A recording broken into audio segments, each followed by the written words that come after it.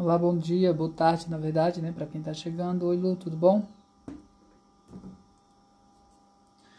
Tô aqui fazendo mais um estudo de rosto. No caso aqui é a Elsa do Frozen. Tô blocando ainda aqui a cabeça.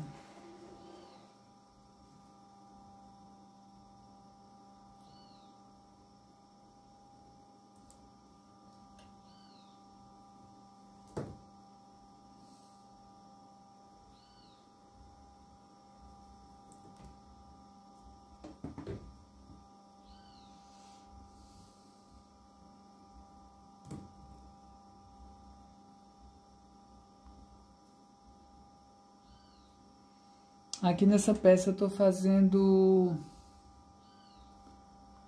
trabalhando logo essa face aqui, ó. Ela tava muito, ó, praticamente sem forma, né? Faltando aqui muita coisa ainda na cabeça dela. E aí eu tô blocando, fazendo a parte aqui, essa lateral aqui. Primeiro, tentando trazer para a escala correta, para depois partir para o outro lado.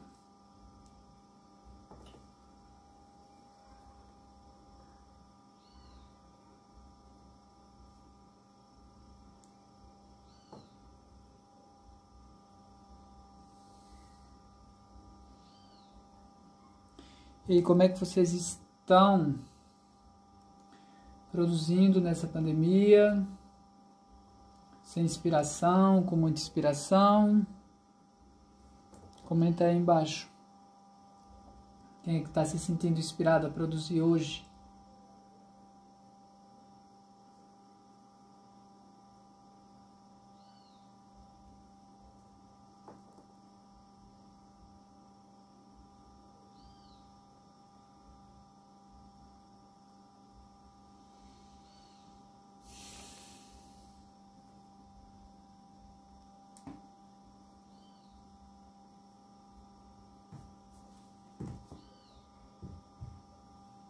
Complicado gravar com o celular, porque a gente tem que ver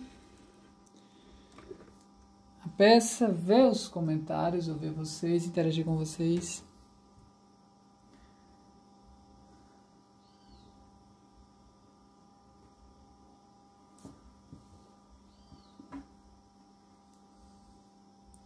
Tô fazendo o Chapeleiro Maluco.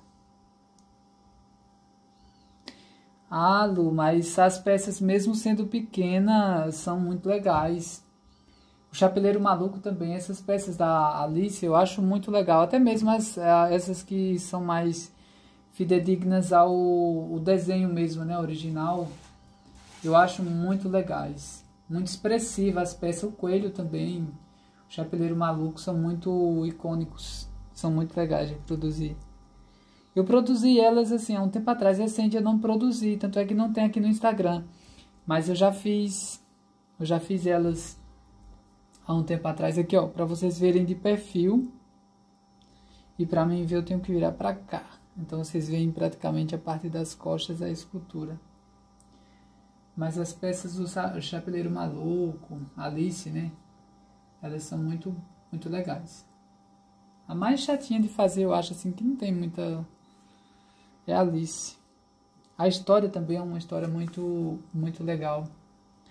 Ai, meu Deus. Computador, volta aqui, computador.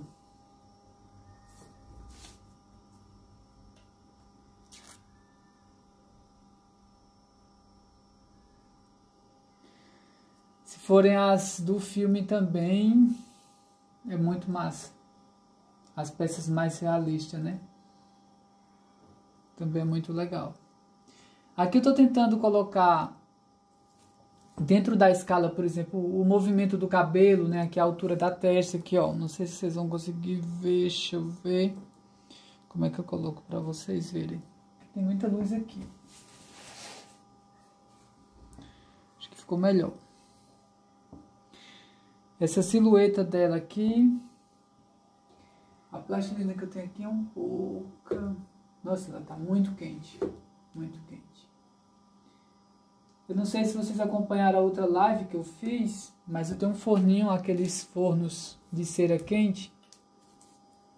E aí eu vou aquecendo ela, ó. Ela aqui, ela tá um pouquinho aquecida.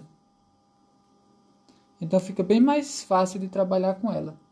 E aqui tava no forno, ó. Ela já fica quase como... Ela ainda gruda um pouquinho no dedo. Aí você vai misturando ela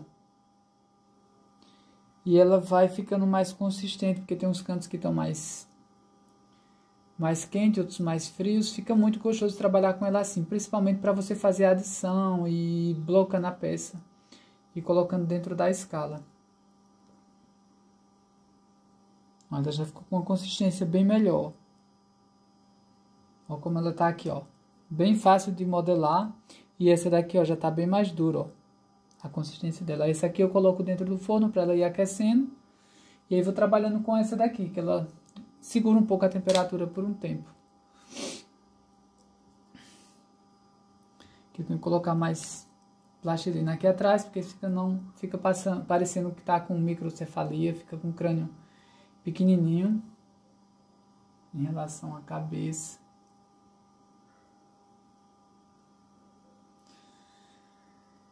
Sempre que a gente tá esculpindo uma peça, a Lu que tava aí, que trabalha muito com biscuit, quem trabalha com biscuit tem isso. A gente tem que imaginar aqui como se fosse o crânio da escultura, né? Dessa continuidade aqui, ó. A parte da mandíbula, vem aqui a testa, como eu trabalhei mais aqui o rosto, eu tenho que dar o volume aqui do crânio, para aqui para trás. E por cima do crânio, a cabeça, né? A parte do cabelo. Então aqui, ó. Eu uso aqui, ó. Eu vou imaginar aqui como se fosse o crânio dela, vindo até aqui assim, até aqui na orelha, na base da orelha. E por cima o cabelo. Então tem o volume do crânio e tem o volume do cabelo. Então por isso que tá muito batida a cabeça aqui atrás, eu tenho que colocar um pouco mais de volume. A parte da frente que tá um pouco mais trabalhada, mas esse lado aqui, ó, tá faltando, ó. O tanto de volume que eu já coloquei aqui, ó, sobrando por fora. Então a gente tem que estar sempre atento a isso aí para ir blocando a peça. As princesas da Disney são peças, geralmente assim, são peças bem delicadas, são peças bem complexas de se trabalhar por conta da silhueta, né, a suavidade que é o rosto. Enquanto mais... Eu não sei se vocês já observaram aí, assim, quando a gente vai seguir alguém, ver os trabalhos das pessoas por aí, as pessoas fazem muito monstro, quem faz escultura, muito monstro, muito bicho feio, caveira, essas coisas. Tem muita gente que é muito boa e faz baseado em anatomia, usando os princípios anatômicos, tudo correto. Mas essas peças, assim, elas são relativamente mais fáceis de fazer do que uma peça como essa. Você trabalhar anatomia feminina, principalmente rosto feminino, enquanto mais novo, é mais delicado e mais complexo de se fazer. Por quê? Porque eles têm traços muito suaves, é muito delicado, não tem muita marcação. Quando você vai fazer uma pessoa mais idosa, vai fazer uma anatomia de um herói que tem muita expressão ou alguma coisa desse tipo, é muito fácil de fazer. Quando você vai trabalhar para partir para uma criança, para um rosto feminino, então o rosto masculino ele é mais fácil de se esculpir do que o rosto feminino.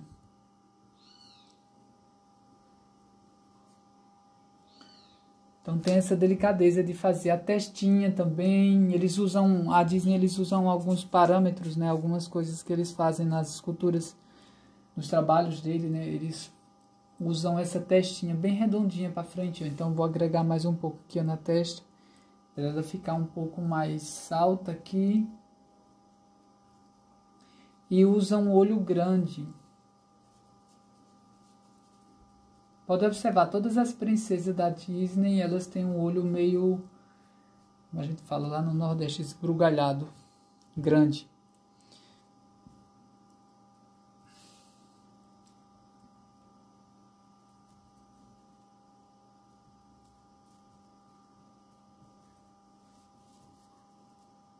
Aqui eu estou usando praticamente só a mão para esculpir, tem uns instrumentais, mas Ó, aí sempre que eu vou fazendo a peça, eu vou olhando aqui, ó, de perfil. Deixa eu ver se eu colocar aqui pra vocês.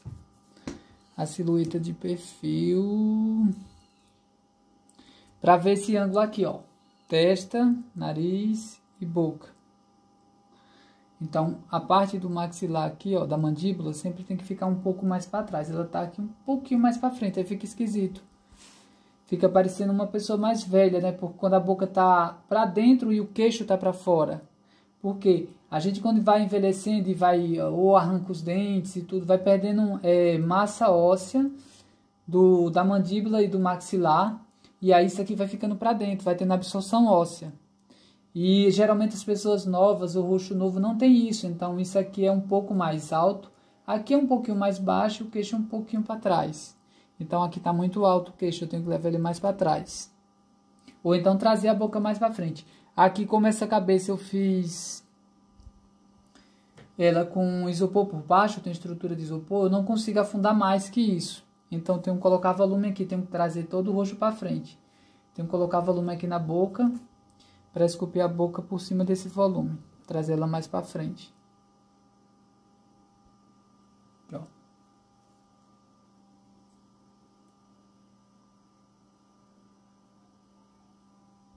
Tem muita gente que faz confusão com isso aqui também, né? Tem gente que fala que o maxilar é isso aqui. O maxilar é a parte superior. A mandíbula que é a parte de baixo.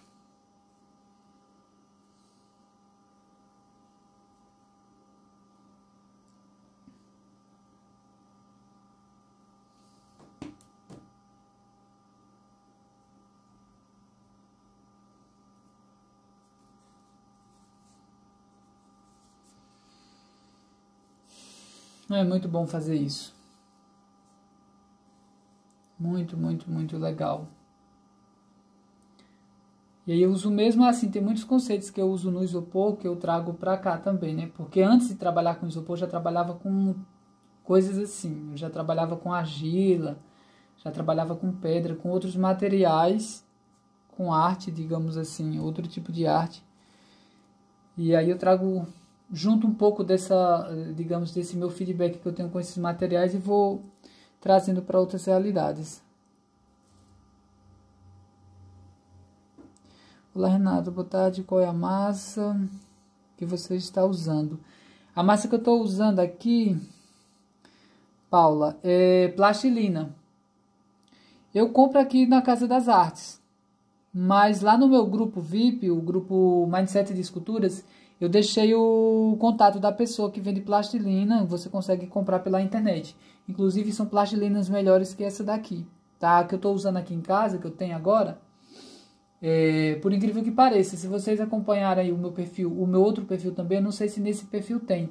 Tem um Cristo que eu fiz aí, já tem um tempão, uns 2, 3 anos mais ou menos. E eu fiz com essa plastilina aqui. É um Cristo de mármore. Eu utilizei essa plastilina, eu comprei ela. O bacana da plastilina é isso. Porque é um material e assim, não é caro. Na época eu comprei por R$6, eu acho que era 500 gramas disso aqui. E aí eu fiz o pelicano, que é um pelicano em mármore, e fiz o Cristo, o crucifixo. Como? Eu fiz a estrutura de arame, coloquei isopor para dar volume nela. E aí por cima eu vim colocando a plastilina, né? Isolei com fita crepe para não sujar a plastilina. Porque é muito importante você trabalhar com ela e não sujar. Aí eu modelei todo o Cristo, fiz a modelagem do Cristo todinha.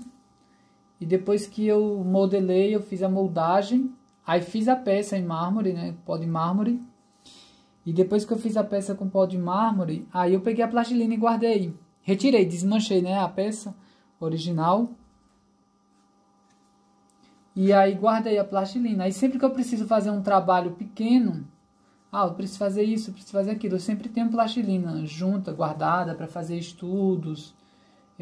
Por exemplo, teve o gato do Tom e Jerry, eu fiz um estudo prévio, mais ou menos. Que era como assim os artistas antigamente trabalhavam, né? Então, não sei se vocês já observaram, mas geralmente quando você vê um artista fazendo uma peça em bronze ou num material assim, eles fazem um estudo prévio numa escala reduzida e depois que se faz esse estudo, baseado nesse estudo, é feita a escultura maior, certo? Então é feita assim. Então o bom seria se o mercado de cenografia, né, de festa, desse esse tempo para a gente, essa oportunidade de fazer esses estudos prévios. Com certeza o trabalho, assim, os artistas e o mercado ia ganhar muito com isso. Por quê? Por exemplo, eu estou fazendo um estudo aqui da Elsa, do Frozen, né? Então, quando eu faço esse estudo e vou passar, digamos, o conhecimento que eu adquiri aqui para um isopor, a peça em isopor vai ficar bem melhor.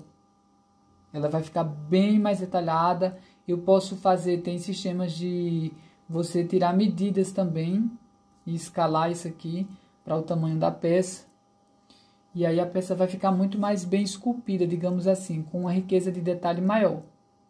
Os artistas como Michelangelo e outros artistas, né, da época do Renascimento, quando eles iam fazer uma peça como aquela, eu vou fazer um Davi de 8 metros, se eu não me engano tem 8 metros o Davi, que Michelangelo fez. Ele não vai pegar e fazer um Michelangelo de 8 metros no mármore, assim, baseado em quê? Muita gente tem esse conceito, que eu acho que é um conceito muito, muito lúdico, fantasioso dos artistas, escultores, né, que colocou uma pessoa lá sentada, um modelo vivo, que na época não existia, não sei se existia foto, mas eles usavam muito esse sistema de um modelo vivo. Coloquei uma pessoa ali, vou olhando para aquela pessoa e vou lapidando assim, do nada. Não. Existe uma técnica, existe um processo, existe como se fosse um protocolo, digamos assim, do escultor, né? Um passo a passo, para que você não se perda no processo da escultura. Olha como fica molinho aqui, ó. Isso é uma terapia maravilhosa, a escultura. Não só a escultura, né? As outras artes também, como a dança, o canto. Você relaxa mesmo e solta a sua criatividade. E para quem não faz escultura, não sei fazer escultura, não sei fazer isso.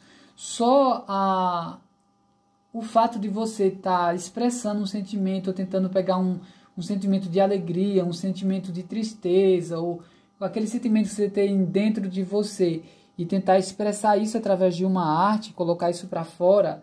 Eu tô sentindo uma coisa muito ruim e tal, eu queria relaxar e tudo. Pega um bloco de argila, um pouco de argila, e pega essa argila e tenta trazer esse sentimento, tirar dentro de você e colocar nisso. Isso traz cura interior. A arte tem um poder muito grande de transformar a vida das pessoas. E isso, às vezes, as pessoas não sabem disso ou esquecem, não sei, isso não é tão divulgado. Porque a gente relaxa, isso aqui dá uma liberdade de criatividade muito grande. Mesmo que não fique bem feito, mesmo que fique uma coisa meio abstrata, mas existe até uma terapia que se chama arte-terapia, que é dentro da psicologia, que utiliza esses mecanismos da arte para você criar.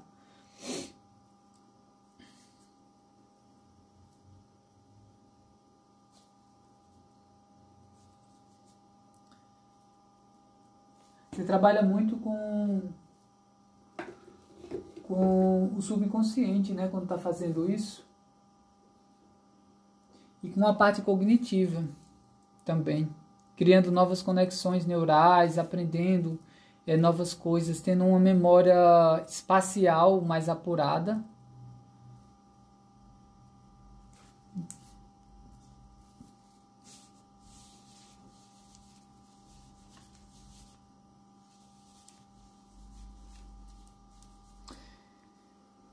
Sim, é uma bela terapia. E aí, como eu falei, aqueles artistas, como eu estava falando, né, antigamente, eles faziam geralmente uma peça em argila. Aqui o cabelo dela vem pra cá. E aí, a partir dessa peça em argila, numa escala reduzida, eles começavam a trabalhar na peça grande, depois que faziam a peça em argila. Existe até uma ferramenta que eles utilizavam muito, se não me engano o nome dela é translado. Então ele fazia as medições da peça original, digamos, ou feita em gesso. Geralmente quando era uma peça que tinha que se transportar ela, de um canto para outro. Ah, eu fiz essa daqui, essa Elsa em plastilina ou em argila. A argila, ela tem, se ela não for cozida e bem trabalhada, processada, digamos assim, ela vai se quebrar, vai rachar, vai se perder com o tempo. E aí ele tinha que passar, se eu não me engano, foram 2 anos que o Michelangelo levou para fazer o Davi. Então, ele não podia correr o risco de acontecer algum acidente, bater na peça, ou aquela peça se quebrar. Um exemplo, né? Eu não sei se de fato o Davi fez isso, mas estou dando uma comparação que é feita. Por exemplo, o Rodin fazia muito isso. E aí ele pegava e aquela peça, tirava o molde da peça, depois que estava feita na argila, e fazia em gesso, porque o gesso ele tem uma durabilidade bem maior, e ele podia transportar para um outro ateliê, e fazer lá no local. Por exemplo, ele tinha que fazer a escultura em um outro estado, ou em uma outra cidade.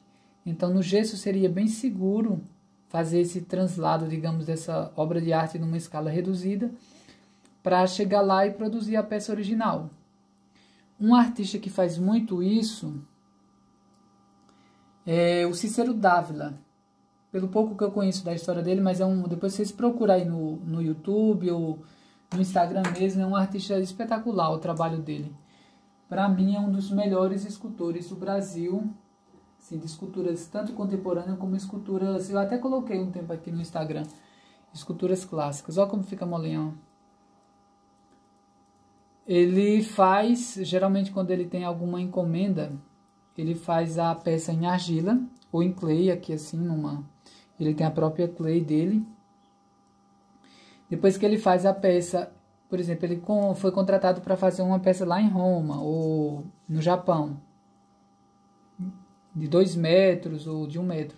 Ele faz a peça ou numa pequena escala ou no tamanho próximo, se não for muito grande, no tamanho da peça, se for 1 metro, por exemplo. Tira o molde, leva a peça para o outro estado ou outro país. E lá, como já tem o mármore, já está no lugar, já está tudo ok, aí lá ele produz a peça original no mármore. Ele trabalha muito com mármore e metal.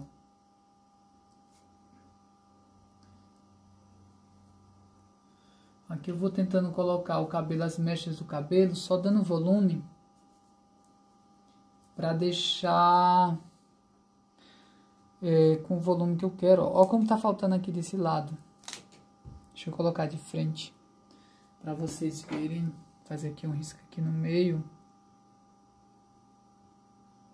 Também é muito comum, tá? Fazer esses riscos aqui na peça para você ver se ela tá certinha, se tá torto o rosto. É como se você estivesse fazendo um desenho e rabiscando. Então, a altura dos olhos ou da sobrancelha. Vou fazer aqui mais ou menos.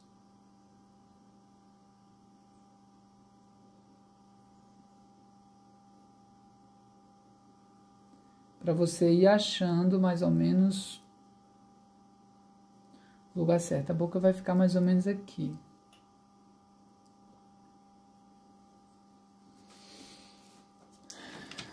Então, por aqui você já vai vendo, né? O lado que tá faltando mais. Esse lado tá muito alto, esse aqui não tem quase nada. E à medida que um lado, o que eu acho interessante na escultura, porque ela vai se resolvendo praticamente que só.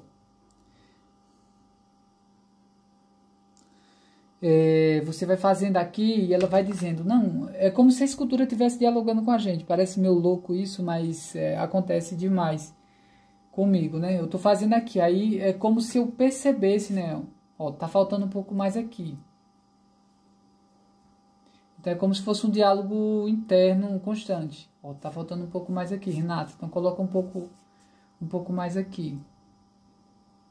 E se eu colocar, digamos, aqui, como é que vai ficar? Então você vai fazendo, não existe um caminho, digamos assim, linear, né? São caminhos de experimentação. Você vai usando técnicas e processos, mas por exemplo, uma das técnicas que eu utilizo muito é esse, né, desse feedback que a peça vai dando para você. Se a estética não está ficando legal, se você olha a peça, você está fazendo a peça e você olhou e a estética não está bonita, não está legal, tem alguma coisa de errado. pode achar que tá perfeito, assim, você viu, não, girei, não tá legal aquilo ali, então tem alguma coisa de errada. E aí você não quebra a cabeça, eu não vou quebrar a cabeça porque aqui, digamos, aqui tá feio. E tentar resolver, focar nesse problema. É mais ou menos assim, a gente vai tentar solucionar, achar soluções. Não focar no problema, esquece o problema. Ah, aqui tá feio, eu não sei o que fazer. Um exemplo. Eu não vou me preocupar com isso. Por isso que eu acho que, assim, que a escultura traz esse papel de terapia para as pessoas, né? Eu não vou me preocupar com esse problema. Eu vou deixar isso aqui, que não tá legal a estética, e vou para outro canto. Não, então preciso fazer o quê? Ah, aqui precisa acrescentar mais. Então achei uma solução. Se acrescentar mais aqui vai ficar mais legal a estética. Então eu vou para cá, acrescento um pouco mais, ficou legal a estética. Beleza. E aí você vai girando a peça, ó, e vai vendo. Olha o tanto que eu acrescentei aqui, ó, nessa lateral. Tudo isso aqui, se a gente for ver aqui, ó, aqui é o meu da cabeça. Esse volume aqui, ó, tem mais de 1 centímetro. Tudo que eu acrescentei. Pra ficar com uma estética mais legal. Certo? Vou fazendo, vou olhando. Vou vendo o que é que falta.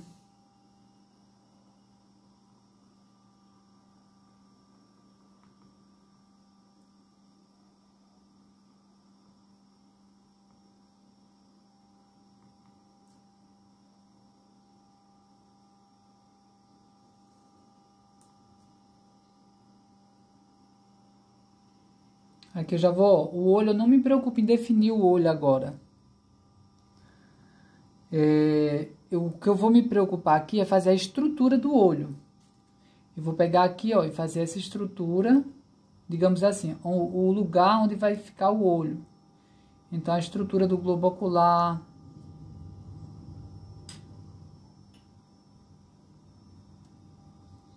Aí eu tô vendo que o cabelo dela aqui, ó, se a gente for ver aqui na imagem, vocês estão vendo aqui. Ó, o cabelo dela é bem próximo da sobrancelha aqui, ó, bem pertinho. Já na minha aqui, ó a distância que tá aqui, ó, o cabelo da sobrancelha. A sobrancelha dela vai ser mais ou menos aqui, ó. Se for fazer a sobrancelha dela, vai ser isso aqui, ó. Não sei se vocês vão conseguir ver aí. Deixa eu fazer com outro instrumental aqui. A sobrancelha dela vai ser aqui. Tá dando pra ver? Então, olha o tanto de testa que tem aparecendo aqui. Isso mostra que minha escultura tá deformada aqui. Tem muita testa. Eu tenho que tentar trazer um pouco mais pra baixo. Isso aqui, ó. Colocar mais cabelo aqui. E aí o cabelo vem aqui na lateral do rosto dela.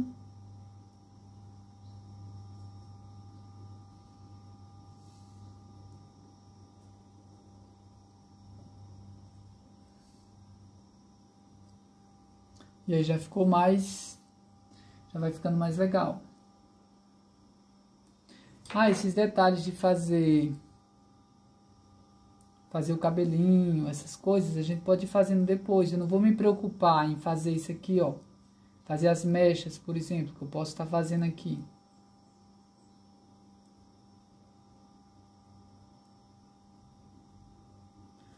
Eu não vou me preocupar em fazer isso agora. Eu posso fazendo para ver como é que fica. A estética e tudo. Fazer uma ou outra para ver se tá legal. Mas não preciso fazer agora que eu ainda estou blocando. Então, qual o risco de eu arrumar isso aqui, deixar bem bonitinho. E depois eu vim colocar massa aqui em cima. Ou então tirar, porque tá demais. Então eu vou basicamente deixando isso aqui para resolver depois. Por exemplo, esses cabelinhos finos que tem aqui caído, eu posso fazer... Deixa eu pôr aqui. É muito parecido com o biscuit, só que melhor, eu acho. O biscuit, ele tem uma vantagem muito grande para quem trabalha com biscuit, como a Luciana que estava aí, outras pessoas, ele dá um acabamento, digamos assim, praticamente instantâneo, né? Já vai ficando lisinho, dá um adianto em algumas áreas. algumas coisas. Mas, por outro lado, ele deforma muito, é muito difícil de trabalhar com... Ó, dá pra fazer os cabelinhos assim também, as mechas aqui, e colando, e depois a gente ia arrumando ele. É porque eu precisava de uma estecazinha que eu tinha aqui de madeira. Deixa eu ver se eu acho ela aqui.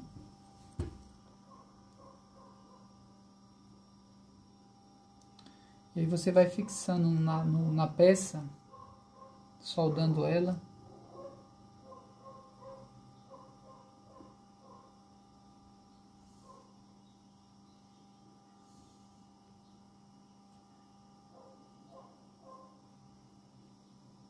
A plastilina ela já tem esse problema de não dar acabamento assim tão fácil na hora. Então requer um pouco mais de paciência e de técnica para poder dar um acabamento legal. Mas um material excelente para se fazer estudos, como esse aqui que eu tô fazendo. Tô vendo aqui o maxilar dela. Pode subir um pouco mais.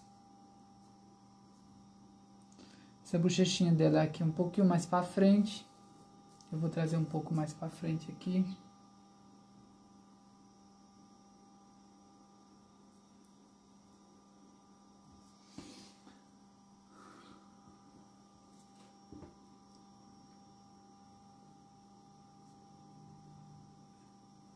Engraçado que até a estrutura do olho dela aqui, isso aqui é mais para frente, ó. Essa parte aqui de baixo do globo ocular vem mais para frente.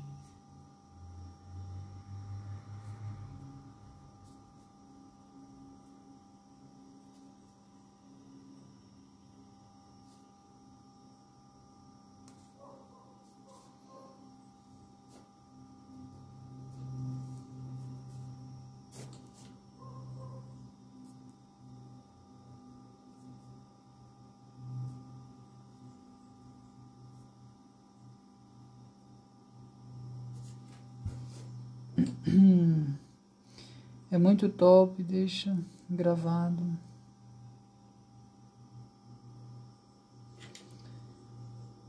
Paula, eu vou ver se eu deixo gravado, tá? Eu vou, às vezes sem colocar o título e tudo, uma descrição e eu só dividindo um pouco do meu dia a dia, né? Às vezes eu faço tanta coisa, tô trabalhando com isso há tanto tempo, né? Mais de 20 anos trabalhando com escultura, então pra mim assim, é uma rotina. É sempre, eu sempre fico instigado, fico animado pra fazer os projetos e tudo. Mas pra mim é uma rotina, sabe? Aí às vezes as pessoas falam, nossa, eu queria ver, é conhecimento e tudo. Mas pra mim é uma coisa comum, é uma coisa normal. Tipo assim, como todo mundo, né? Acorda, não, tenho que ir pro trabalho, não sei o quê. Então acordo, tô em casa, né? Porque eu tô trabalhando, eu já tive até lojas, lugares assim, grandes para trabalhar, mas dei a sorte de ter um negócio adaptado para a pandemia, porque onde eu moro aqui, já há mais de 10 anos que eu moro aqui em Brasília, o lugar que eu moro é num condomínio, mas é muito espaçoso o lugar que eu moro. Então, um lote de quase 1000 metros, então eu adaptei o trabalho para trabalhar em casa. E aí, tipo, acordo, já tô no, digamos assim, eu trabalho do lado de casa. Então, pra mim ficou muito confortável, digamos assim, né? Com a pandemia, muita gente teve que se adaptar, e a rotina e tal. Então, pra mim, eu já estava acostumado com esse sistema de trabalho, de ter que cumprir data, de mesmo trabalhando em casa, ter que fazer as coisas acontecerem, né? Porque tem gente que tem dificuldade de ter disciplina porque tá em casa e aí sempre tá acostumado com aquela rotina do trabalho, de tá alguém cobrando e tudo. Então, como é uma coisa que eu gosto, eu não preciso de ninguém tá me cobrando, nem tá dizendo tem que fazer isso, tem que fazer aquilo. Eu mesmo já me cobro demais, eu acho, às vezes. Ó, fiz a bochechinha dela aqui.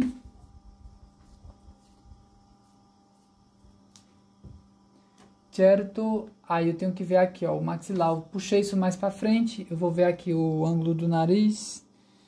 É porque o fundo do computador tá branco. e atrapalha um pouco. Mas aqui dá pra ver mais ou menos. Aparecem os comentários aí, mas eu acho que dá pra ver.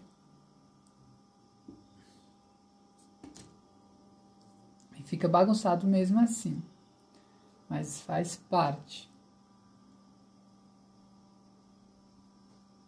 E, consequentemente, você trabalhando em casa, né, a escultura me trouxe muitos benefícios de, por exemplo, qualidade de vida. Poder trabalhar em casa ou perto de casa, sempre trabalhei nesse sistema, né? Sempre tive lugares de trabalho muito próximo da minha casa ou do lado. Então, isso me possibilita ter qualidade de vida, porque às vezes você trabalha um pouco mais, às vezes trabalha à noite, não tem a questão da locomoção, principalmente agora, né? Combustível muito caro, o desgaste no trânsito, o estresse, tudo isso. Então, eu, graças a Deus, eu não passo por essas dificuldades. E rende mais o serviço, porque você tá perto de casa. E por incrível que pareça, uma coisa que eu tenho observado muito assim ao longo dos anos, né, que eu trabalhando, as pessoas pensam que precisa de muito espaço para trabalhar com escultura. Eu vejo que muitas peças que eu produzo num espaço de 2 metros. A produção da peça, assim, por exemplo, a girafa que eu fiz aí, que tinha 3 metros a girafa. Então tem uma área reservada só para cortar. Vocês já viram algumas lives aí, só para cortar o isopor, onde eu corto o isopor. Faço a sujeira, digamos assim, a bagunça. E esse espaço aí, ele tem o quê? Depois eu vou medir, mas eu acho que tem uns, no máximo 3 metros, mais ou menos 3 por 2, 2,5. Certo? Um quadrado, digamos assim. E é onde eu corto o isopor. Mesmo fazendo peças gigantes, por exemplo, o King Kong que eu fiz tinha 4 metros. No lugar onde eu estava trabalhando, ele não cabia em pé. E aí eu vou fazendo por partes, assim, eu trabalho ele deitado, levanto, vejo como é que fica, e aí eu levanto só da cintura para cima e vou fazendo assim. Então tem essas vantagens de trabalhar com isopor, né? Porque não é uma peça que você pode fazer a girafa segmentada, fazer as patas delas separadas como uma peça grande. E montando, testando, traz com a área aberta, monta ela, vê como é que fica e tal. Aí depois desmonta, vai trabalhar uma outra parte. Os avatares também foram peças grandes. O Wood que eu fiz também foi uma peça muito grande que eu fiz. Aqui o PC desligou a tela. Tem muita luz aqui, deixa eu ver se eu diminuo um pouco a luz.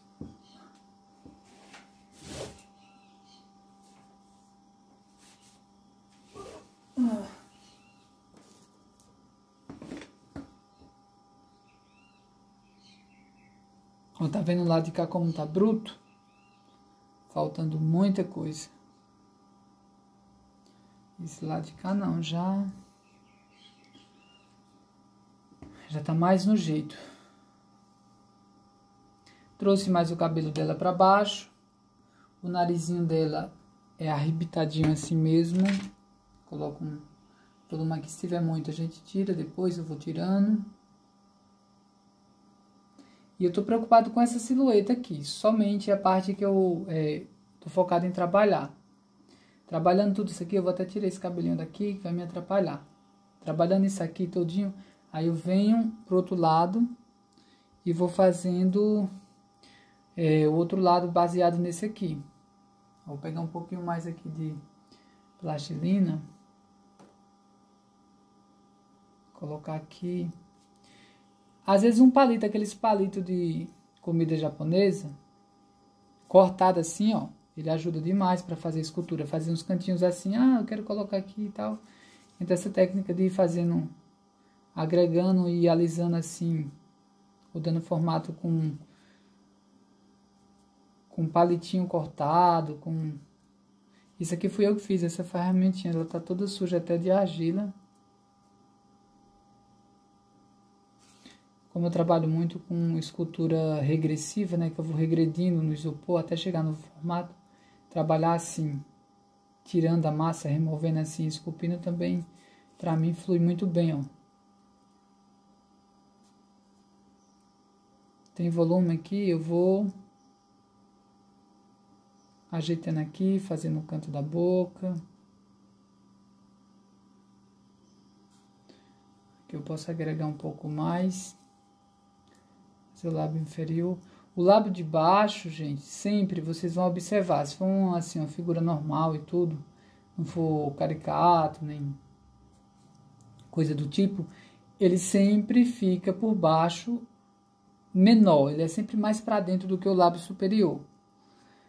Porque existe uma coisa muito comum assim, na anatomia que às vezes as pessoas não observam. Se você tiver aí, eu vendo essa live, tenta fechar, abrir e fechar a boca assim bem devagar. E observa o jeito que os dentes encaixam um no outro. Eles...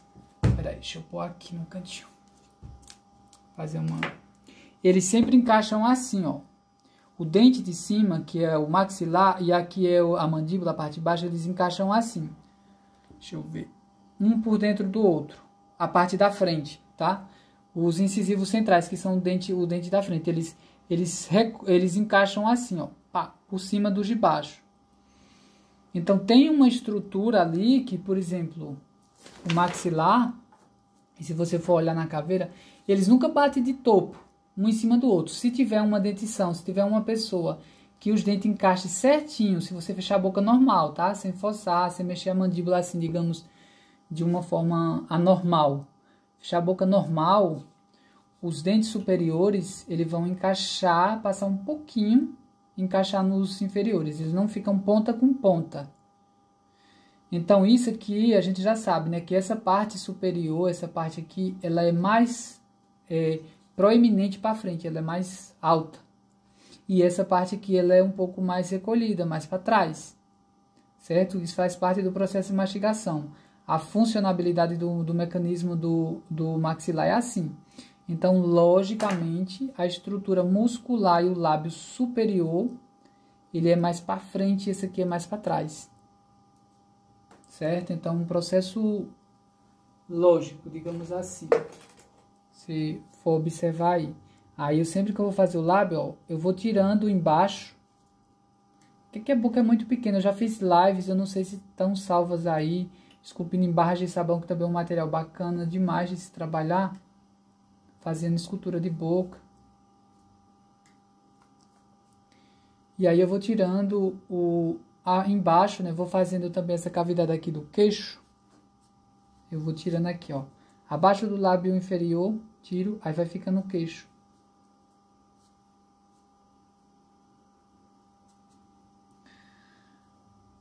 Aqui, o canto da boca, eu vou afundando um pouquinho mais.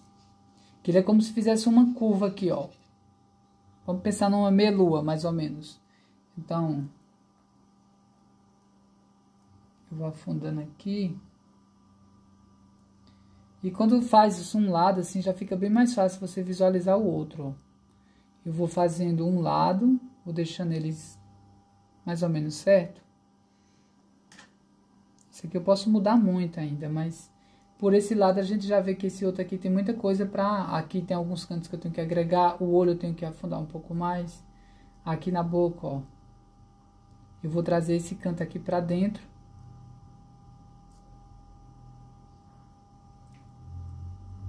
Existe toda uma lógica na escultura e para se esculpir que as pessoas não observam, que muita gente faz escultura, não observa, e aí eu vejo que é o diferencial de quem faz um trabalho bem feito para quem tenta e não consegue, ou está no caminho de aprendizagem, né, desse processo. E eu falo isso muito para os meus alunos ou para as pessoas que perguntam, às vezes lá no grupo, tudo. E é uma coisa que eu mesmo desenvolvi, eu mesmo descobri. Então, sempre que a gente vai estudar uma escultura ou fazer um trabalho de escultura, eu tento enxergar a escultura de dentro para fora. Como assim? Deixa eu ver se eu explico para vocês de uma forma bem simples. Se eu estiver esculpindo aqui no isopor, eu vou começar a esculpir pensando, não, vou esculpir até aqui e deixar aqui o roxo, tá? Mas o que me faz ter a certeza que essa maçã desse rosto, ou essa cavidade desse globo ocular aqui está correta. Como eu posso garantir que isso aqui está correto? Se eu começar a entender a escultura de dentro para fora, se souber qual a estrutura do globo ocular, quais os músculos que revestem o globo ocular, aonde tem mais gordura no rosto, quais são os músculos responsáveis por esse processo de mastigação. Então, quais são as deformidades ou as proeminências dos ossos. Então, os acidentes anatômicos que tem por baixo da pele. É uma escultura, digamos assim, simplória, é uma escultura infantil, não tem nada a ver com, assim, entre aspas, muita gente diz, mas não tem nada a ver com anatomia. É uma escultura que foge um pouco da anatomia padrão. Mas se eu entendo que aqui existe um osso, e esse osso aqui ele é mais proeminente nesse canto aqui, que o globo ocular feminino ele é mais suave, mais redondo do que o masculino, que tem diferenças muito gritantes de um crânio masculino para um crânio feminino. Se eu entendo isso, para mim fica muito mais fácil de fazer a escultura. Fica muito mais simples, porque eu estou enxergando o que há por baixo disso aqui, certo? Eu estou fazendo uma escultura como se fosse uma pessoa, como se fosse de verdade mesmo. Então eu penso na musculatura que existe aqui por baixo, no osso, se está certo. Não, peraí, esse osso está muito alto, então vamos tirar um pouco mais. É assim que eu penso a escultura, e é uma das formas assim que eu acho que dá um up na pessoa no processo de criação da escultura muito grande. Então, estou esculpindo a boca aqui, eu sei como é que funciona a oclusão, como é que a boca fecha de verdade, uma boca normal, digamos assim. Então, isso é importante a gente saber para poder fazer um bom trabalho. Certo? Gente, se vocês tiverem alguma dúvida, aqui está muito branco por conta do papel. Ó. Vou tirar esse papel aqui para ver se fica melhor. E aí as letras dos comentários são brancas. E eu acabo que não vejo os comentários de vocês. Se tiverem alguma dúvida, quiserem conversar comigo, esse é o momento, pode perguntarem. Júlia Soares. Agora dá pra ver os comentários direitinho. Aí aqui o olho dela, o computador merreu. Pronto. O olho dela eu posso fazer desenhos como se fosse a silhueta do olho. A gente vê que o olho dela é bem grandão. Eu gostei bastante desse aqui, ó. Desse olhinho fechado, como se fosse o supercílio. E aí eu tô vendo uma coisa aqui, eu fiz a cavidade do globo ocular, que ele, se a gente for observar aqui, ó, ele aqui é bem alto aqui, ó, em cima, ó. Tem uma estrutura, porque eu não posso desenhar aqui na tela do computador. Mas, digamos assim, deixa eu tentar explicar para vocês.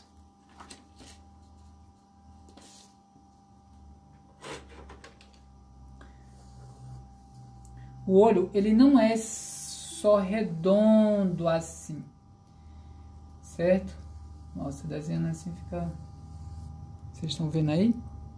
Ele também é assim, ó. Deixa eu ver se eu consigo desenhar melhor assim. O cara consegue fazer a escultura do Frozen, consegue fazer um olho. Se vocês forem observar o olho mesmo, a estrutura do olho. E aqui eu estou colocando o olho como se fosse assim, a cabeça fosse aqui, ó, o nariz fosse aqui, certo? Mas ele vem para frente. Isso aqui fica a retina, fica a parte que a gente enxerga. Então a gente tem que ver que ele é meio pontudo isso aqui. E tipo assim, a cavidade do globo ocular tá aqui, certo? Só que ele preenche toda essa cavidade aqui, ele é grande para trás. Então a gente está vendo aqui o olho, digamos assim, com 3 centímetros, para cá ele tem mais um para cima, outro para baixo, muito mais para aqui para trás. Então quando eu olho aqui o olho dela é bem grande aqui dentro da caixa do... Por isso que o crânio tem aquele aspecto bem grandão, a cavidade do globo ocular. E aí, ó, eu fiz aqui bem suave a cavidade do olho dela, mas eu tenho que fazer esse volume aqui para frente. Certo? Eu vou colocar aqui um volume aqui, ó. Como se ele tivesse projetado para frente. Não muito, porque não pode ser muito pontudo.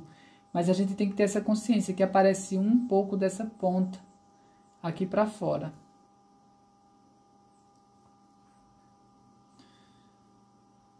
É uma parte muito delicada de fazer.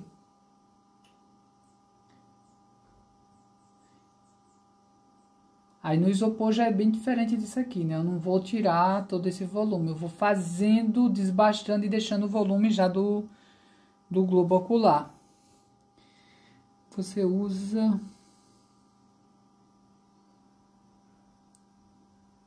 Se eu uso isopor como base, uso. Aqui dentro tem isopor. Deixa eu ver se vocês conseguem ver. Aqui, ó. Tá? Deixa eu ver a profundidade que tá a plastilina. Isso aqui, ó. Deixa eu tirar aqui. Tem canto que já tá só uma películazinha. Tá vendo aí, ó? É o Felipe. Aí, o que é chato nisso aqui, tá? Que eu errei ter feito dessa forma. O isopor, ele tem uma certa elasticidade, digamos assim. Ele tem uma distorção, ó. Ele tá fofinho aqui, ó. Se eu faço uma cabeça, um crânio aqui, digamos, uma base de isopor para colocar a plastilina por cima, e ela ficar muito grande, muito já no formato do crânio, para eu economizar plastilina ou para a peça não ficar tão pesada, vai distorcer muito fácil. Quando eu empurrar aqui, quando eu coisar, vai rachar, entendeu? Então isso é muito ruim, é muito chato por conta disso. Então geralmente eu recomendo fazer, por exemplo, se essa cabeça aqui fosse de isopor, fazer aqui, mais ou menos isso aqui, ó. E vir agregando a plastilina por cima para fazer esse refinamento. Certo? Porque senão eu vou colocar plastilina aqui e às vezes fica ruim de grudar e tudo. Outro detalhe importante que eu fiz na outra live que eu fiz aqui e acho que eu deixei salvo aí para vocês. Quando for fazer a peça de plastilina, se for uma peça volumosa, por exemplo, essa daqui nem é tanto, né? Podia até ser feita uma maciça de plastilina, mas se for usar isopor por baixo, cobre o isopor com fita crepe. Beleza, Felipe? Porque senão vai grudar as bolinhas de isopor. Tem dois aspectos, né? A plastilina não vai grudar bem no isopor, porque ele é muito seco e ela é meio oleosa, então ela não vai grudar. E você vai sujar a plastilina. Quando você for esculpir a peça todinha, que você for remover a plastilina, vai vir muita bola de isopor junto com a plastilina. E aí você vai ter uma plastilina que você não vai poder reutilizar. Porque isso aqui eu uso praticamente para fazer estudos. Eu vou fazer um estudo aqui, se ficar bom, eu posso fazer, se eu finalizar todo o roxo, né? Eu posso fazer o molde e replicar essa peça. E fazer várias peças, um molde de silicone, um molde de gesso, um molde de fibra. E replicar a peça, se eu quiser, no caso, se o propósito for esse.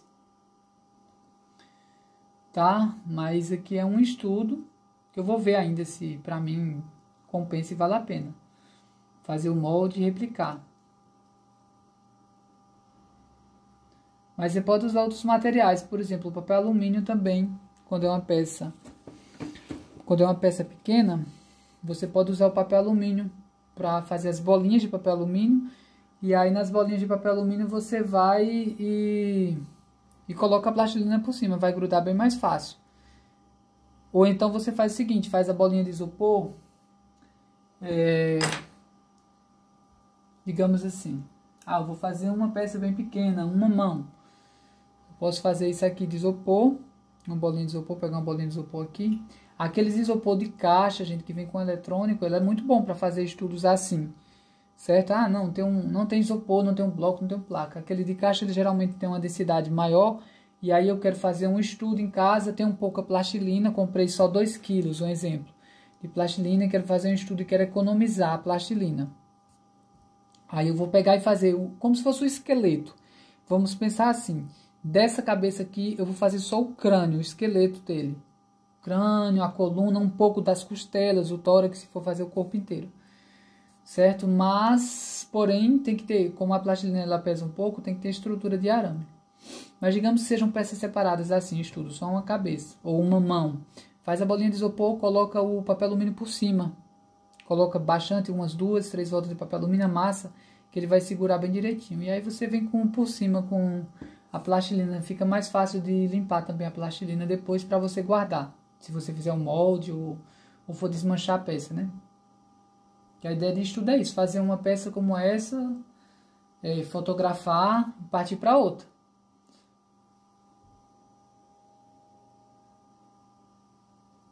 E aí quem não tiver plastilina, o argila também atende muito bem. Só que a argila tem que ter outros cuidados, né, para se trabalhar com ela. O descoblo de miró que eu fiz, que tá aí no Instagram e no meu outro Instagram também, eu fiz ele com argila. Não usei plastilina. Deu trabalho? Bastante. Rachou. Foi mais complexo em alguns aspectos. Porque eu não tinha plastilina suficiente para fazer o projeto. E aí eu fui comprar, tava no lockdown, essas coisas todas, demora para chegar. E aí eu resolvi fazer com argila, que tava mais prático para fazer. Então tá aqui, o olhinho já tá saindo, ó. E aqui eu já tô fazendo com a consciência que tem um supercílio por cima.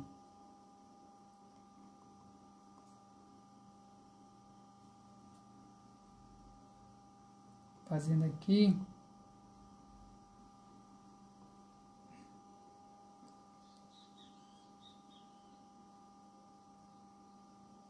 Outra dica importante para vocês que estão fazendo aí, seja qual for o material, para estudo e tudo, é não trabalhar só num projeto. Trabalhar com mais de um projeto ao mesmo tempo. Como assim, Renato? Vou trabalhar em 2, 3 projetos ao mesmo tempo? Isso não vai tirar o meu foco, minha atenção? Não, isso vai gerar mais resultados com menos estresse.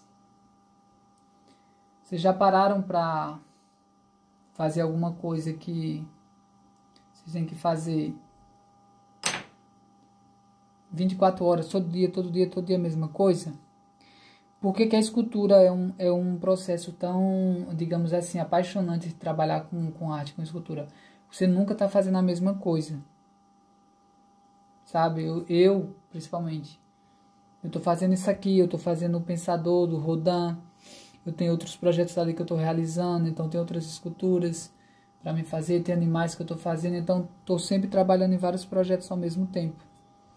E isso vai fazendo com que seu cérebro também descanse daquilo ali.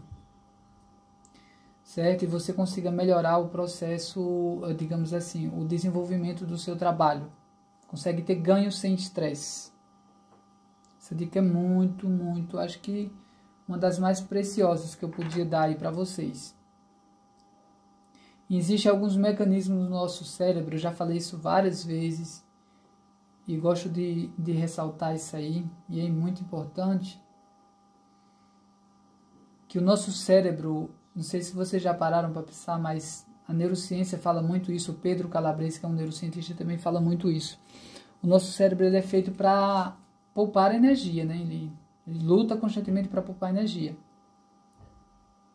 E aí quando você começa a trabalhar num projeto como esse, eu estou trabalhando aqui, vou trabalhar o dia todo nesse projeto aqui, e eu vou trabalhar só em resolver esse lado do rosto aqui, eu vou gastar muita energia aqui. Então o meu cérebro, para não gastar energia, o que é que ele faz? Ele começa a bloquear algumas áreas. Eu começo a olhar para essa imagem aqui, eu vejo ela, tá? Mas assim, eu não vejo ela com a riqueza de detalhe, nem consigo comparar essa com essa e digamos, ver a diferença que tem dessa para essa. Eita, peraí, essa orelha tá muito mais em cima. Eita, isso aqui...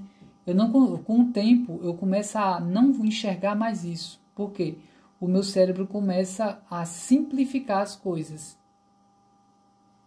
Vocês já pararam para pensar quando você está dirigindo, quem dirige aí, que você não vê a maioria das coisas que está acontecendo à sua volta? O seu cérebro ele automatiza ali de uma forma que você praticamente o que está acontecendo na calçada em volta da rua, você não vê, você só vê o seu trajeto. Fica automático ali. Você não para pensar no que está acontecendo, se quem é que está falando lá de fora, o que é que está falando e tudo. Então fica automático. Na escultura também fica assim, digamos, um automatismo que vai te prejudicar. Aí qual a sacada e qual a ideia disso? É você pegar e não ficar trabalhando só numa peça muitas horas, ou muitos dias, digamos assim. Horas pode, tranquilo.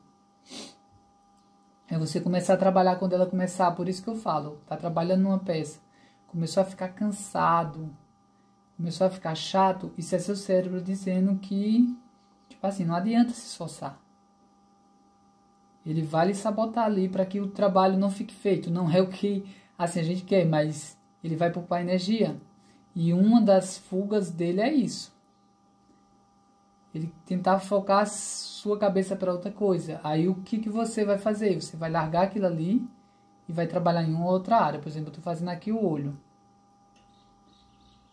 Ah, tá difícil de fazer. Para mim não tá agora, né? Mas digamos que esteja difícil. Eu vou largar isso aqui, ó.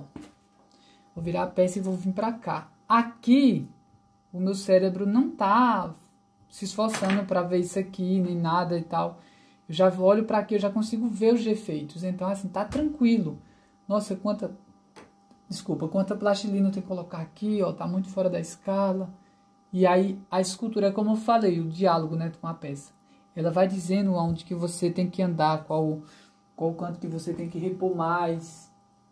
Fica fácil. Olha como tá mole aqui, ó, pegajosa. Muito, muito mole. Aí chega, tá queimando um pouco os dedos. Ó, o forno tá muito quente. Tenho que deixar ele no 1 aqui para não derreter. Então dá para usar esses mecanismos, né, de autoconhecimento para você performar mais na escultura.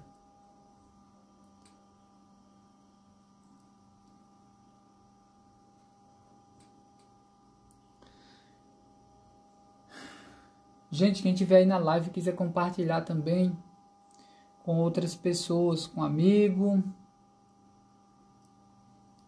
levar esse conhecimento aí para outras pessoas. Estou dividindo um pouco dos meus processos e como eu trabalho na peça.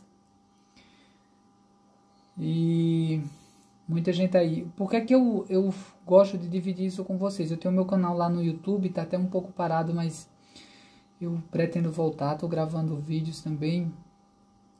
E faço lives aqui falando um pouco do meu trabalho, porque muita gente... tem gente que compra, tá? Não sabe como é o processo. É bom para as pessoas entenderem como é o processo criativo. E na minha época, né? Porque o meu primeiro acesso à internet foi em 2009. Assim, que eu tinha um computador e que eu tinha acesso à internet. 2009, gente.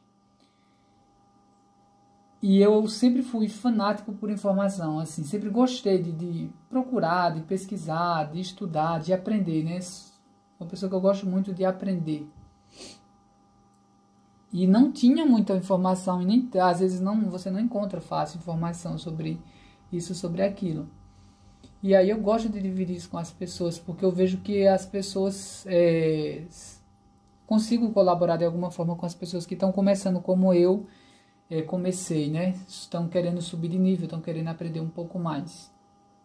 Então, por isso que eu divido, faço as lives aqui com vocês. Às vezes, por exemplo, eu tava aqui modelando essa cabeça e tal, aqui de boa, com as minhas gatinhas aqui do lado. A situação da gata, a gata tá ali.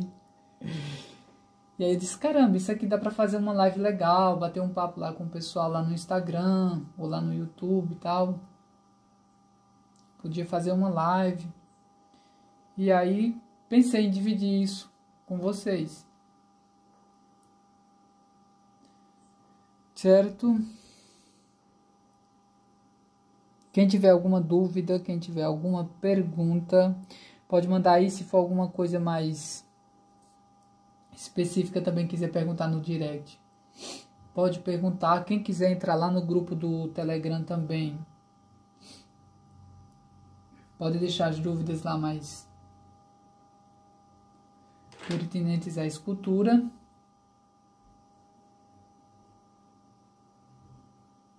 Vai ser um prazer comentar lá, quem quiser que eu comento o trabalho.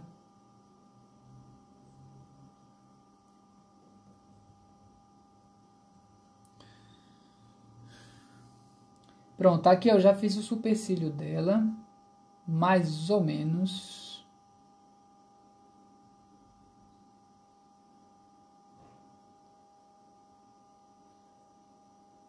E aí eu vou começar a trabalhar mais ou menos do outro lado, fazendo. Quando eu falo mais ou menos, a gente vai definindo aos poucos, sem pressa, como eu falei. Aqui, ó. Tô vendo que tem muita massa aqui que eu preenchi. Tava até esculpido na outra live, eu esculpi esse olho aqui. Eu vou... Tá vendo que é um processo bem intuitivo? Tô vendo aqui, ó, o nariz precisa colocar um pouco mais. Aí eu venho... Oi, Lilian, tudo bom?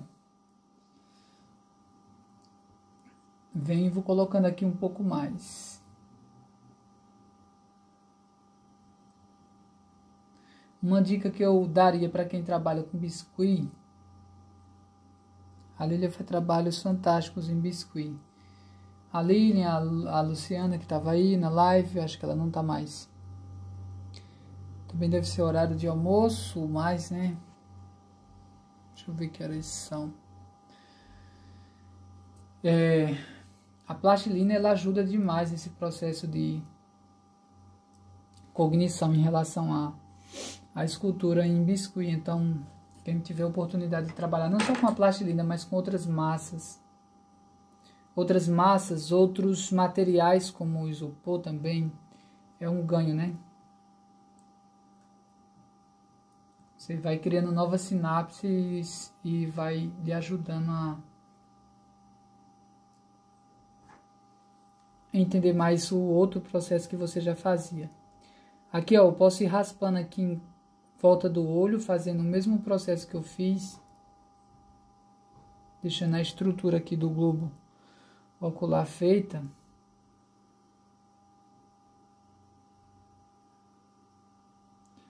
Desbastando aqui. Eu podia já deixar aqui, ó, fazer diferente do outro olho e já deixar a estrutura do supercílio aqui. Que é mais ou menos assim que eu faço no isopor. Eu vou esculpindo aqui. Deixa eu colocar um pouco mais aqui esse supercílio aqui, que tá baixo. Senão me perco aqui no caminho. No isopor eu vou fazendo isso. Eu vou raspando, tirando, lixando. Vou desbaixando com a faca e vou deixando já o volume do supercílio. Vocês entendem como fica fácil? Tô aqui, oi Lu. Ó. Quando eu tenho já um parâmetro do outro lado, como fica mais fácil? Aqui tá saindo sujeira da estecazinha que eu tô. A bichinha tá bem redonda aqui, bem difícil de equilibrar. Não tá com base. Deixa eu ver se ela fica em pé aqui. Ficou! Deixa eu limpar aqui essa esteca, porque senão eu vou sujar a peça todinha com argila. Isso aqui é argila. Ver se eu raspo aqui com outra. É argila, gesso.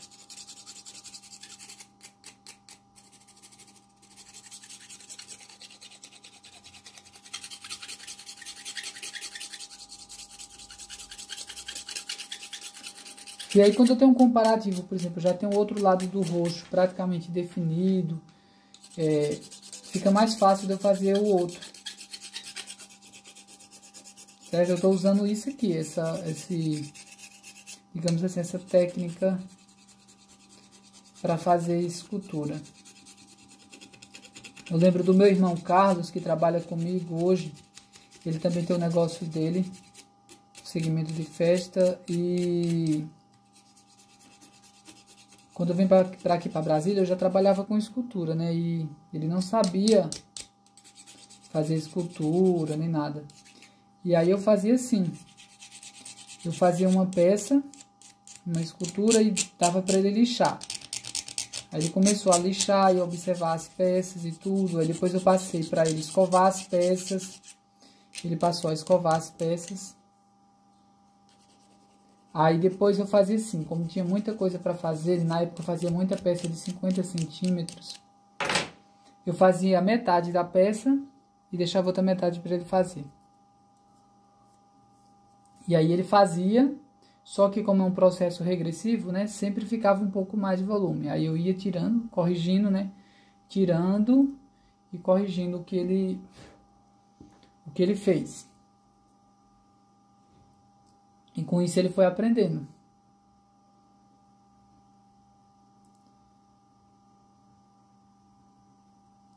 Aqui, ó, tô vendo que essa bochechinha aqui, deixa eu colocar aqui de frente pra vocês. Que aqui fica de frente pra vocês, só que fica na minha lateral.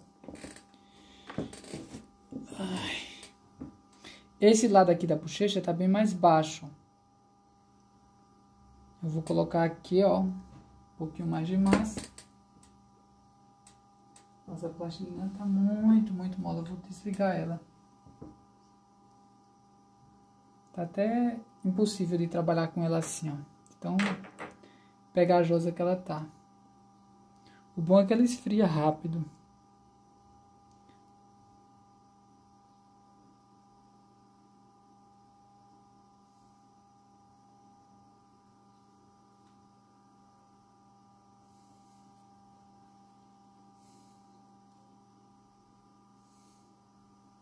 Aqui, ó.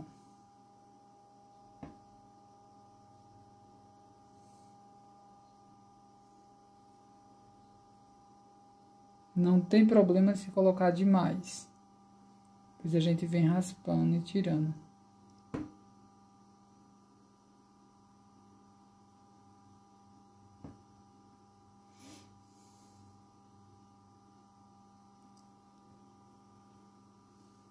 Ela tem a testinha bem pequenininha, bem baixinha. Meia quadrada, sei lá.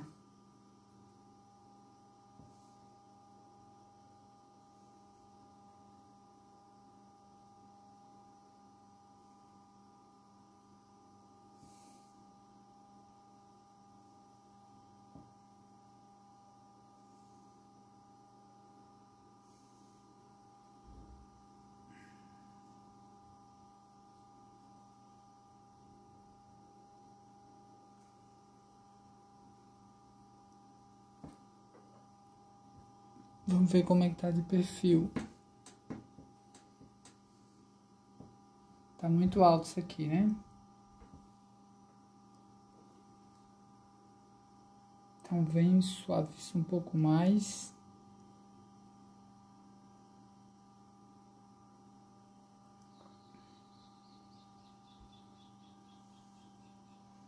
Sempre que for fazer algum trabalho, sempre usar referências. Não é porque eu sei fazer que eu não preciso de imagens ou de referência da peça. Pelo contrário, quanto mais eu tiver imagem em posições diferentes da peça, mais vai me ajudar aqui, mesmo sabendo fazer.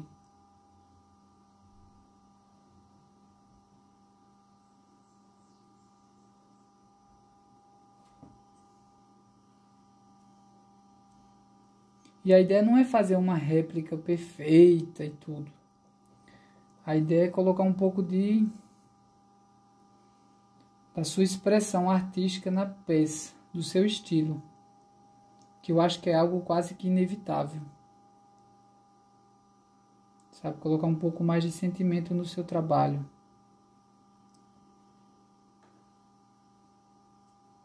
Eu tô pensando em fazer ela justamente com o olhinho um pouco fechado, porque eu acho que vai ficar melhor essa questão da expressão facial.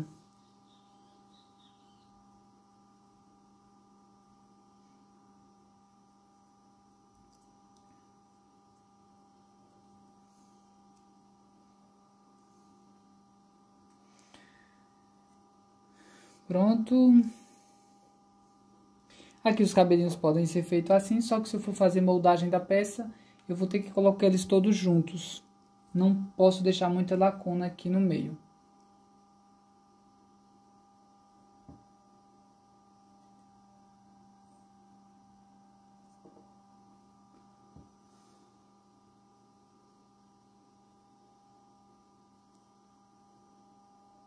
Aqui, ó, dá pra fazer os cabelos dela só com esse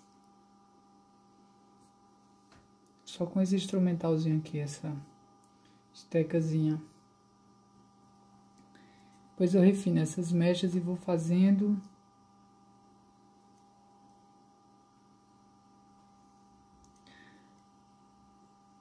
Aqui o sorriso dela. Eu vou tirando um pouco do lábio de baixo.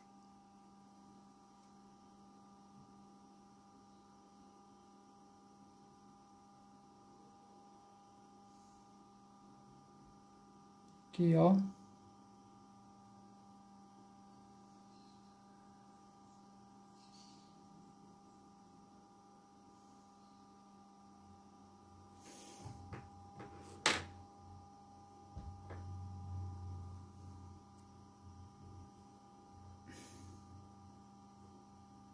Sem pressa, sem cobrança.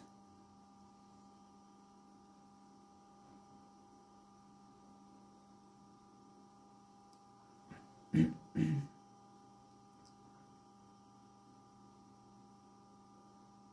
cantinho da boca aqui acho que é um diferencial muito grande quando você sabe fazer. Eu admiro muito as bocas que o pessoal faz em biscuit, porque eles trabalham muito bem o canto aqui da boca.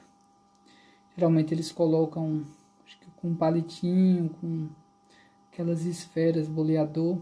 Eles fazem muito bem feito aqui o cantinho da boca. O biscuit facilita bastante, mas para esculpir assim você tem que ter um pouco de consciência do movimento, do que está fazendo aqui, como é o movimento do lábio, como é o lábio superior, como é o inferior. Aí fica mais fácil de se resolver isso aqui. Ó, com a própria mão já consigo alisar, se eu molhar um pouco a mão vai ficar mais fácil.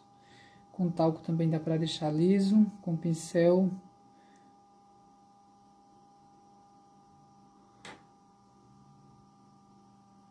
Então vou refinando aqui um lado.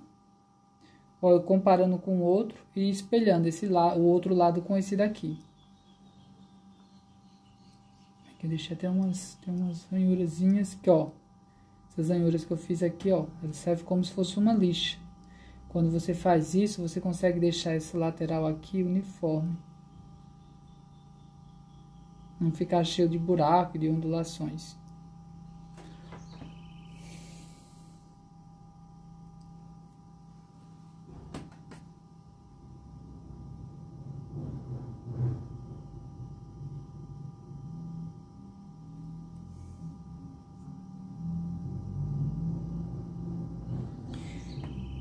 Gente, para quem acompanhou a live até aqui, deixa aí embaixo depois na live. Eu vou deixar ela salva, não sei se eu deixo salva assim direto. Vou tentar salvar agora. Já salvo por alguns dias para quem não viu, não teve tempo de acompanhar ela aí. Sobre os assuntos que vocês gostariam que eu fizesse mais lives aqui, certo? Ah, faz mais lives esculpindo, faz mais lives cortando os blocos. Faz mais live fazendo pintura, ou falando sobre isso, sobre aquilo. Certo? Aí fica mais fácil de eu ter um parâmetro e aí quando eu estiver fazendo essas atividades eu posso marcar, de acordo com a minha agenda, algumas lives aqui no Instagram para vocês. Certo? Quem quiser fazer live também, como a Luciana que estava por aí comigo, fazendo algum trabalho ou batendo um papo, já trabalha aí no segmento, ou trabalha com alguma coisa relacionada à arte, quiser conversar um pouco também através de uma live, sinta-se convidado, certo? Eu vou ficando por aqui, vou trabalhar mais um pouquinho nela com calma. Já estou feliz e satisfeito com o resultado. O narizinho dela ainda tá diferente, ó, lá da referência. Ele tá muito arrebitado, aquele lá é mais baixo. Tem esse aqui mais baixo, tá muito pra frente esse nariz dela. Mas é isso, tá, gente? Obrigado por quem tá acompanhando a live aí. Um forte abraço. Não esquece de comentar aí embaixo não qual o tema da próxima live, se vocês quiserem ver mais lives. Ou ver também eu fazendo o resto da peça. Certo? Um abraço. Tchau, Lu.